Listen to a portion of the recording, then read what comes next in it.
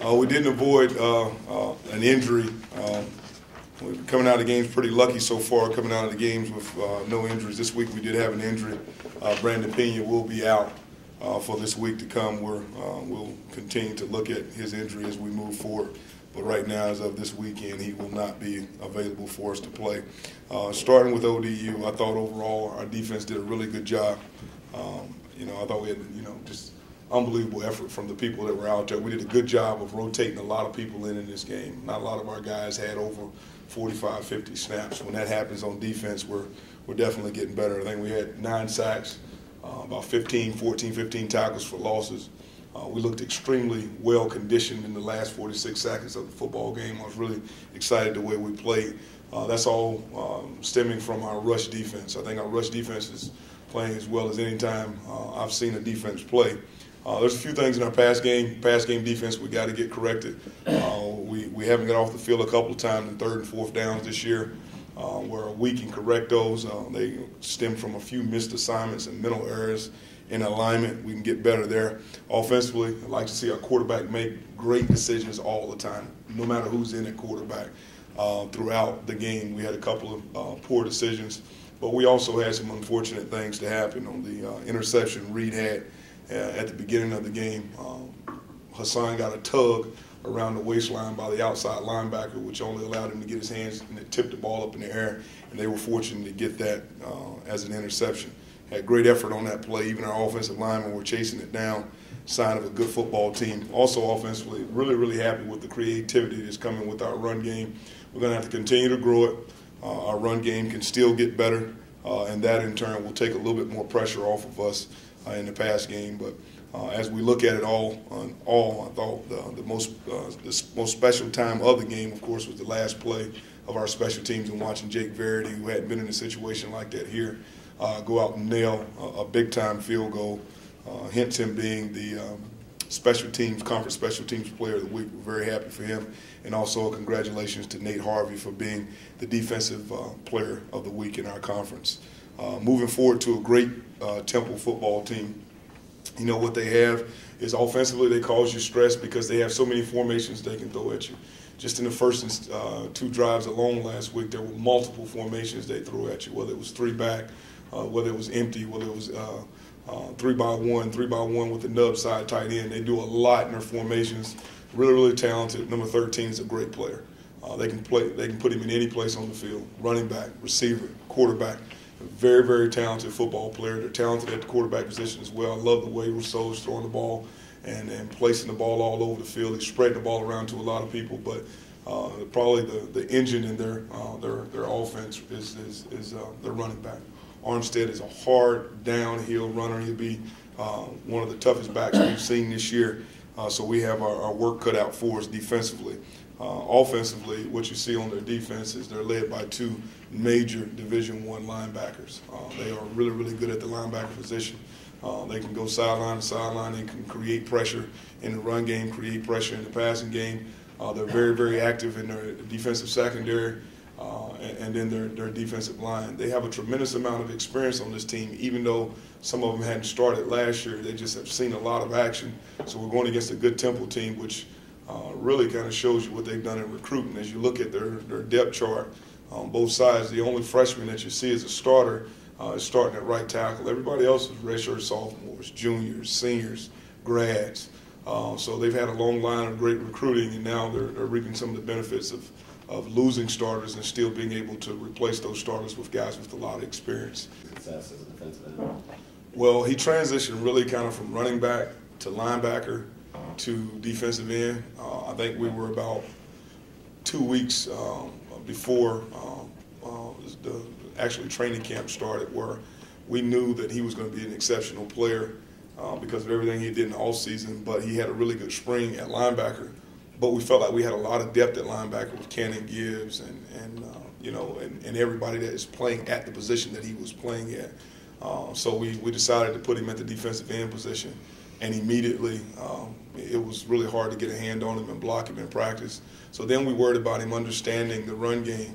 Within 2 to 3 days, we moved him. He knew every part of the run game. He knew he's a very mature kid. He's also a guy that he leaves it all on the field.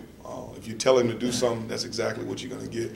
I know that I can go to him in just about any situation, whether it's in special teams, defense, even on offense if we need it, and he'll get it done. So there's been a lot of he's matured a lot. But what I'm most proud about is how he's worked away from the field in the classroom to be able to handle our defense. He's done a really good job. It's a pretty wide open league. Is it neat to have a defense and a special teams player of the week, from y'all from the same team today?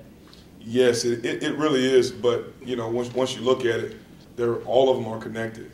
Especially this week, the connection. If Jake doesn't get that chance to kick that field goal at the end, then he probably wouldn't be the special teams player of the week.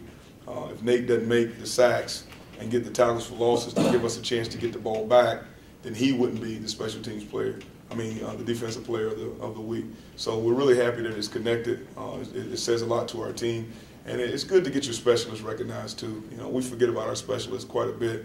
We talk about offense and defense a lot. And the only time we talk about specialists is either when they kick it or when they make it or when they don't. So it's really good to be able to talk about him in a situation where he has some success. You kind of touched on it there, but it's at all levels of football, it's hard to find a consistent kicker. So how nice is it to have a guy like Jake Baird, you guys have missed Jake this year? Well, it's unfortunate the only time we did miss a PAT was on a block. So it feels good, but to see him grow, he's gotten a lot stronger, both physically and mentally. The pressure and stress is on him in practice. He's done a great job in practice of hitting these kicks. So he's grown quite a bit, but you can't forget about him not having to be the kickoff man too. So the fatigue that goes with that, with Caleb Pratt and having Caleb Pratt to just go out and kill the ball and kick it through the back of the end zone, it takes a little stress off of him there, and then the consistency can go all the way toward field goal kicking. Yeah. Coach, is Holton's package throwing the football limited? Does it almost seem like he was looking east-west and not north-south most of the time? And was that by design? Maybe the light hasn't come on quite yet because he's a freshman. No, it wasn't limited in a couple of plays in the game. We took the limitation off of him, a little bit off, but there is a certain amount of protection limitations that we have with him, so that he doesn't have to correct the protections at the line of scrimmage. And if he doesn't have to correct the protections at the line of scrimmage, sometimes he has to get the ball out quicker. It's kind of the flip side. If he can fix the protections, we can get him to hold the ball a little bit longer. He can get the ball down the field. He is getting much better at it. But what's happening is sometimes when he goes in the game, it's the unknown. People are preparing for him to go into the game and stuff that we haven't seen, so we can't fix all the protections. But he's getting better. We do got to get him to get down the field a little bit more and to stop worrying about some of the rush that was in his face. He could have stepped up, stepped to the side, delivered a few balls there, but I think he's getting better. He's having a tremendous impact on each game, though. So is it more protections than it is reading a defense? It's the combination of them both, because in the protection fixes, there are some situations where he can keep backs in versus getting backs out, which if the back is out, the route is completely different. The stress on the defense is completely different. Some of those things he's learning and he's growing at, and he'll be better. We'll continue to coach him a little bit better too. But we're really excited. Let me say this about where he is right now. I don't know that if you told me that he would have this big of an impact this early with how much goes on in the college football game, that I would believe it. So he's growing. I thought Kingsley was also effective when he was in there in the run package and some different things. We've just got to make consistent decisions at all three of them. I thought all three of them, once we went back and looked at the tape, there were some critical decision-making errors that we got to fix. Are you ready to say publicly he's not going to redshirt because he's got one more game, but that talk is kind of just, he's one of your best players, he's going to keep playing? I'm not ready to say it publicly, but he's pretty daggone good as a football player. We still got 4 or 5 more days to the game, but do I want him to play and play better and better and better and better every week? Absolutely. He's one of the best football players we've got on our football team. We've got some good football players on the team. I think the people around him are starting to do better because of him, and he's starting to do better because of them. So that package is growing, and it also throws them a curveball when Reed is back in there, and they're seeing a formation that they've seen with Holton, and now they're preparing for it differently. So there's a lot of good. I didn't understand how much of an impact that a 1-yard gain, even when he's in there, a 2-yard gain, had until you go back and look at the tape and you see the safety placement. And you see us getting over the top in the same set, a 3-back set, and we're able to get over the top with Trayvon in some of those situations. Now, because of them seeing sets that they think that are Holton sets, and now we can flip-flop them, and we're doing a better job with that. Temple has 6 non-offensive touchdowns, kind of a crazy stat between special teams and defense. Just how important is ball security and protection on special teams? Yeah, we got to take care of the football. There's no question about it. We're doing a better job of taking care of the football. We've got to continue to grow there.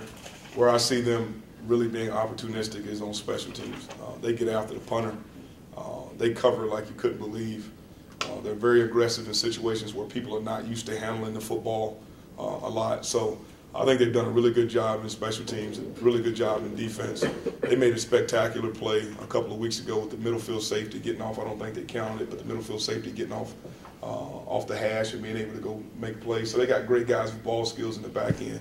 So it's important that we take care of the ball. But I think that taking care of the ball is directly connected to, for us this week, decision making. There were some big-time decisions that were made in the game from our skilled people. You may not remember it. DeAndre Ferrier had a catch over the middle, caught the ball. The first down was there. There were 3 people kind of converging on him. He jumped and dived and got down with the ball and took care of the ball. We got up and got ready to play the next play. Those are the decision-making, skills that we need to make versus running in there with your chest high and the ball up. One guy hits you, the next guy rips it out. We fumbled in the red zone. That happened to us 2 years ago and happened to us a year ago. So we're getting better at those type of things. So there came a time in the game where it looked like it was the quarterback change was coming there, and then you went back with Reed. Talk about that a little bit. Well, it wasn't. We weren't in a situation where we were benching Reed at that point in time. We just were in a situation where we needed to be more effective at the quarterback position, and we needed to be more effective at the places around the quarterback position. So we wanted to change, give a different level of energy. We got that boost. We thought that we had a couple of plays dialed up. We had a mental error while Holton was in there at another position. We had a mental error that we thought we had a good play dialed up, and it didn't work. So when we knew we had to go back to Reed there at the end to get some some passes generated and understand protection, they were going to start to mix up the protection on us. So we did it. I was just happy that Reed's confidence was in the level and the place, and that Holton and Reed have such a good relationship that they can go in and out and still give each other information to help us go be successful there at the end. Scotty, when it's comes time to make a switch like that in the game, is it Tony making that call, or No. are you deciding when they switch? I'm making the decision there. I made the decision because I felt like we got a little bit flat offensively, and I didn't like a couple of the decisions that were made at the quarterback position.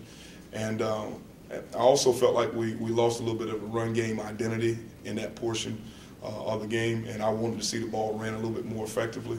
And so I made the decision. We move forward, and Holton goes in and makes a great play. And we gave him 2 more drives after that to try to see if he could continue it. And then I had to make the decision to bring Reed back in to give us an opportunity to get the ball down the field. Coach, the football adage says if you have 2 quarterbacks, you really don't have any. But you have 3. Would you rather have 1, or are you comfortable with the 3 guys? I like my 3. I like my 3. I've had 1, and that 1 has gotten hurt, and then you have 0. So I hope that math and subtraction right there can tell you I really like our 3, and I like the skill set of our 3. And what's really significant for everybody to understand is that all 3 of them are playing in their first year at quarterback.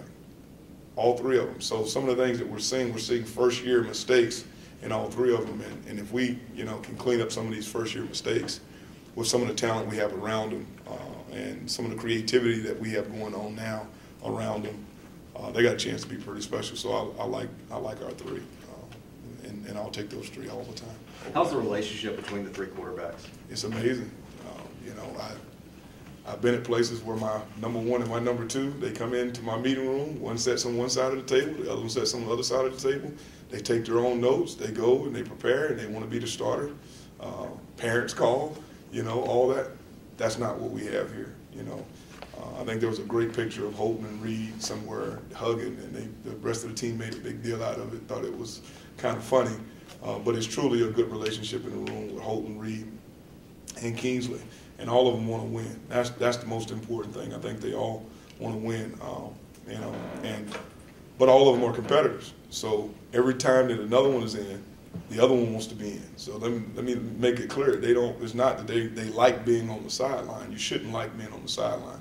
But when the other quarterback is in, the other two will always cheer them on.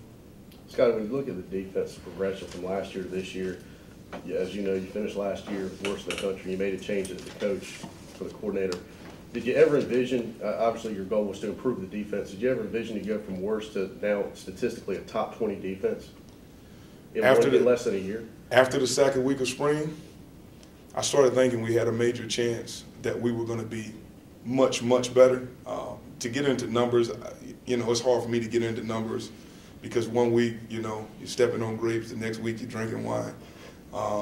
So I don't get into numbers. I know that we're playing an exceptional amount better than we played. The other thing is the offseason, we got much faster. I told you guys as I came into the first press conference is that as a defense, outside of our interior two defensive linemen, we're running at about a 4.58 and 40. We've increased our overall team speed a tremendous amount. And then you add David Blackwell to the mix of communicating to our linebackers. The communication to our linebackers has probably been one of the biggest keys to our success in defense from last year to this year. I think our defensive line is the core strength of our defense right now. Rod Wright is doing an exceptional job. Our DBs are making way more plays on the ball than we've had, and they're still growing at that. But to say that I would think we would be in a certain number, I can't say that. To say that I think we'd have 9 sacks and 6 sacks, I wouldn't have imagined that. That's tremendous. But looking at Futrell, looking at Nate Harvey, looking at new people playing the position, it's been good. Some of the recruiting has really worked out for us. In the back end, Nolan Johnson, Witherspoon, Tank Robinson, Kobe, like a lot of these things are working out, and now they're not freshmen. Alex Turner is a grown man out there right now as a junior. Coach C's done a phenomenal job. And the flip side of that is you would have never told me that our offensive line would have been able to run the football the way we're running the football either. But, Deontay Smith is a grown man out there right now. Cortez Herring so much better. John Spelsey is playing really, really well. Garrett McGinn now in this last year. So there's a lot of growth in age and maturity. But, we got to give a lot of credit to our Pirate Club for, the things that I asked for, feeding them. It's starting to show up. We're not losing weight. Our training room, we don't have a long list of injuries. These are the things that when you start to stack them 2 and 3 and 4 years, you can become really, really dominant. With Fernando Fry, he's not a guy we know a lot about, but he came in and played pretty good. Can you kind of walk us through how he got here, his story?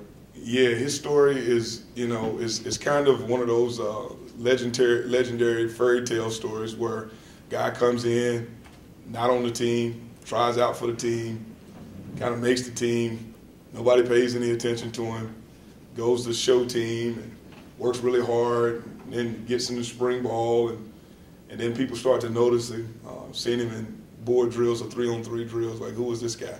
And immediately he started to get the respect of everybody. And then probably 3 weeks ago, we knew that he was going to play for us this year. He already had started getting reps at the right guard position, not splitting time, but getting a lot of the 1 reps as well. And he just really came into his own. Coach C loves him. Strong, works hard, doesn't say a whole lot, just does his job. Came out of the game with a pretty high grade for coming in and saw a lot while he was in there. Really, really excited that he was ready to play when he went in. So we're really excited about Fernando. The guys, they absolutely love him. He has an outstanding personality. Now that he's playing, you'll probably see a little bit more of that personality. But just a great young man, and got a great opportunity. Now we also have JJ will be at the same position right there, and hopefully he'll get going as well. We feel like we got a lot more depth in there, and we're getting better. So hopefully we'll see some of that this weekend against them. Thanks.